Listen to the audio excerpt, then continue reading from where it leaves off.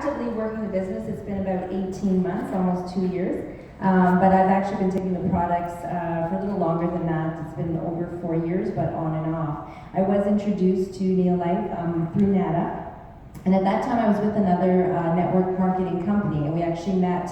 I was doing home meetings, like I was doing events in my home, networking events, and she came and talked about Neolife, and I was promoting my other product.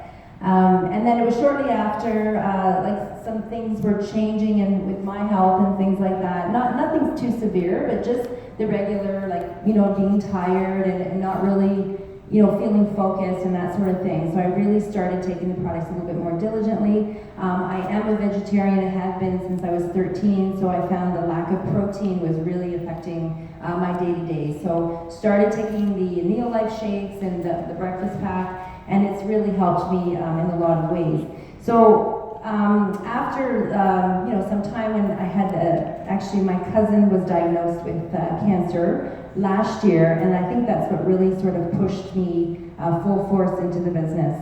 We saw some progress with him, and then fast forward to today, it's really becoming like I guess my plan B is like really pushing into becoming my plan A. So I want to talk to everyone today a little bit about why we do this. So Mary Ellen did a great job of talking about the products and all that. So that's really the how and the what behind the Neolife.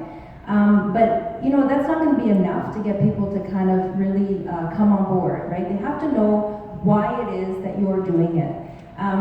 I actually took the time to go into the back office.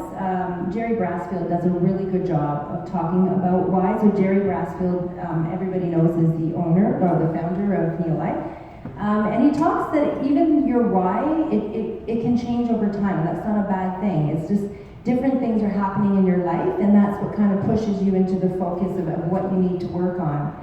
But the one consistent thing about that is it has to be powerful. A powerful why. Like, you can't just say, oh, because I need to make money, or I want to help people. That was me all the time. I'm like, oh, I want to help people, but yeah, so who cares? Everybody wants to help people. Everybody says they want to help people, right? Like, generally. But it has to go a little deeper than that. And I'll be honest, like I mentioned, I was with another network marketing company. We talked a lot about why, but it was hard.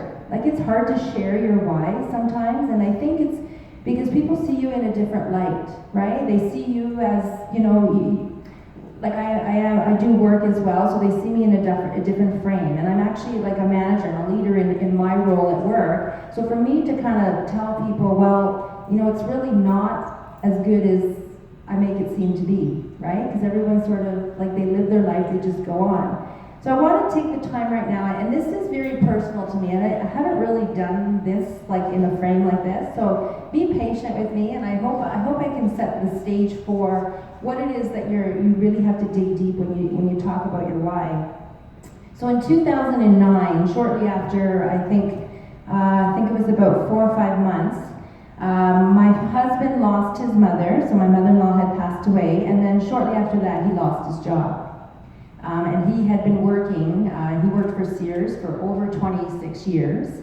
And so there was the loss of his mother, and then we had the loss of the job. And it's not just the loss of the job. What really hit me, was the loss of income. And it made us both realize that, after all those years, we didn't own our income. And just like that, it could have been gone, and it was. And it left us like, we were raising a young family, we had 3 children, and we still had dreams and goals for our children, and for ourselves, and we thought, oh gosh, how are we gonna do this? And at that time, it made me kind of think back, and I thought, we were sort of like in autopilot mode for all those years. We got married, we were working, we started a family, and you know what, I don't think we ever really took the time to sit back and say, we had a lot of dreams and goals, like as us as individuals. We wanted to travel, we wanted to see the world, we wanted our kids to experience life. And we never really got to do that. We were both working, we were making an income, but we weren't really making a life. Right? And that's, I think, the majority of us now, that's what we do. We get up, we go to work, we come home, and life goes on over and over. And I realized that, we stopped dreaming. We stopped dreaming as individuals. We stopped dreaming as a couple. We stopped dreaming as parents. And that was so sad. It really hit me hard. And that's when I realized I had to do something. Because Laura May did a good job of talking about currency, money, coming in, coming out. One of the things we always worried about was money. And that was the first thought in my head when he lost his job. It's like, oh shit, what are we gonna do? Like he was the breadwinner. So that it forced me to go back into work. I had working part-time while we were raising our kids, and then I had to go full force. And I never told him, but that killed me because our kids were young at the time, and I missed out on things. I missed out on things because I had to go to work because he was looking and trying to find a job. And we had to replace that income. But on the outside, everybody thought everything was good. Because we did a good job of hiding all that. And it killed us.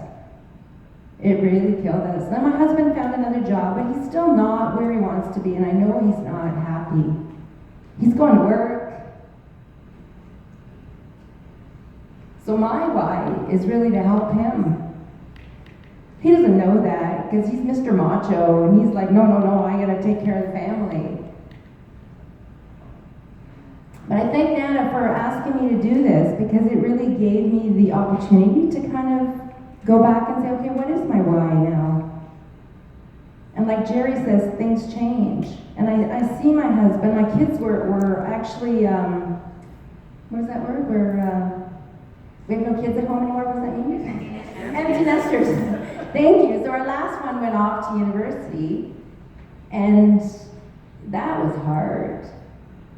Because I'm thinking, we're by ourselves now, and I don't think this is where we thought we would be. I don't think we both thought we'd still be working when our kids were out of the house. We thought we'd have time, more for each other. So we're spinning our wheels, working, and I said, something's got to change. So the beauty of it is that Neo Life provides so much for people. And like I said before, we all want to help people, and I think we all believe, otherwise we wouldn't be in this room, but we all believe that this product can help so many people. But when you talk to people and they don't hear you, you're going to get people that are negative and, oh, whatever, I take Jameson, I do this, oh, it costs too much, it's this, it's that. What's going to keep you going? What's going to keep you, saying no? You know what? You got to have the power, and you have to have that posture to just say, next. Let's move on to the other person who's going to listen. That's hard. No's are hard. Rejection's hard. But that why is what's going to keep you going. And you know what, honestly, I'm not going to say that this is going to be easy, because it's not. Every week is a different week. It's like that slate is clean again. We got to start all over. But in the end, when you've made those vision boards and you can say, yeah, you know what, I got there. I got there because that why pushed me to get there. So I think we're going to take a few minutes, right now, and